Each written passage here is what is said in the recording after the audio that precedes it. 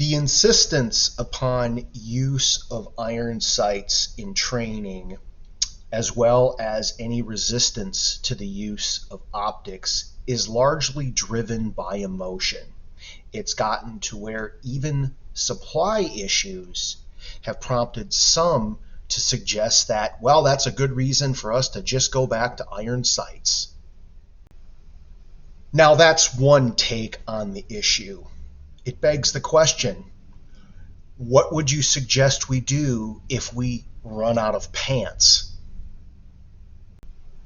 If we're going to claim that something is good or better or worse, we need evidence to back that up. Let's review what the elements of good evidence, such as a proper study, looks like.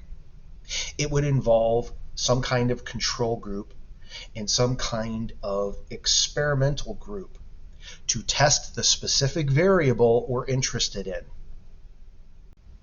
A control group is likely going to be some base level that we want to experiment against. Either it's an effect we already know, or it's there to serve as a steady state to which we can measure against the results from the experimental group. The experimental groups, of course, use the thing whose effect we're interested in testing against. We might use multiple groups to determine if more or less of that thing is useful, or to determine how much, like when does the effect peak out. Critical for all of these groups is to control for variables. We want to make sure that the thing we're testing is the cause, or at least the significant primary cause, of the result. One example of this could come from testing a particular medication.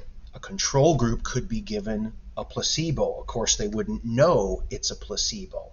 Their belief is that they're receiving the medication. The treatment group, which is our experimental group, they're going to receive the actual medication, and we're going to measure the difference. If in this case there's only a 3% of improvement due to the placebo effect in the control group, but an 82% improvement from the treatment group or the experimental group, we can conclude that this experiment yields the intended or expected result. We could conduct a study to determine if the use of iron sights versus optics provides some benefit to training. One way we could do it as a control group, we give them optics the entire time, start to finish, and then they qualify with optics. For an experimental group, we might have them use a portion of their training time starting with irons, and then have them finish out the training with optics to determine if that yields a difference.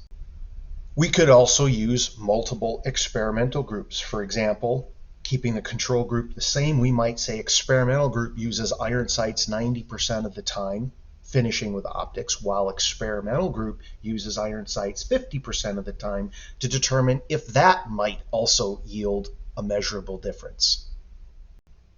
Now, there could be a number of different possible results.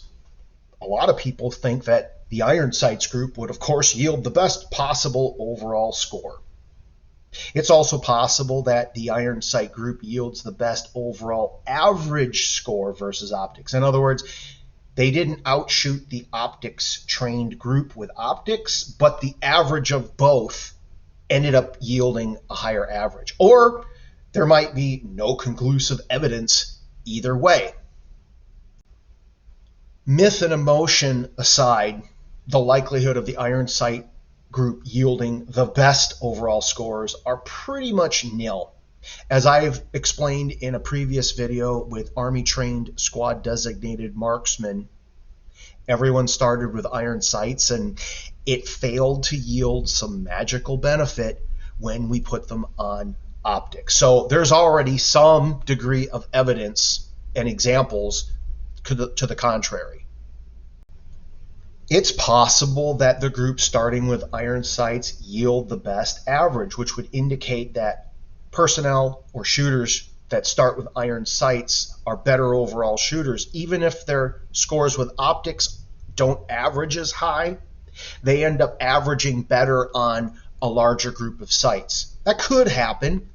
I would argue, though, in an institutional training environment, it does not matter, because in initial training for military personnel and law enforcement, we're not trying to train shooters per se. We're trying to get personnel up to some minimal base level, even if use of iron sights yielded better overall averages, which there's no evidence for, by the way. But even if that were the case, I'm more interested in our personnel being as good as they can with the thing they're being issued with, regardless of what effect that has on something else that we are not going to issue them. Another possible conclusion, and I'd argue the likely one, is that there wouldn't be real hard conclusive evidence either way. Here's the thing. Marksmanship skill, shot process development, learning important concepts of how to be a better shooter are much more important than the particular set of sights you might use. We're worried about whether or not we're starting personnel with iron sights, and yet most institutional training environments, particularly in the military, the Army especially, doesn't even have any kind of built-in procedure to learn how to mitigate shot anticipation. That is, pre-ignition push, flinch jerk, etc. Personnel are being introduced to shooting ideas and never taught a way to prevent one of the most common problems to shooting of all. How about learning how to call shots? In the Army, they've dispensed with the idea of shot plot sheets or data books for decades. It isn't even a thing that's taught. Most Army personnel aren't even aware of what the phrase "call your shot" means. And you're worried about whether or not we start with iron sights?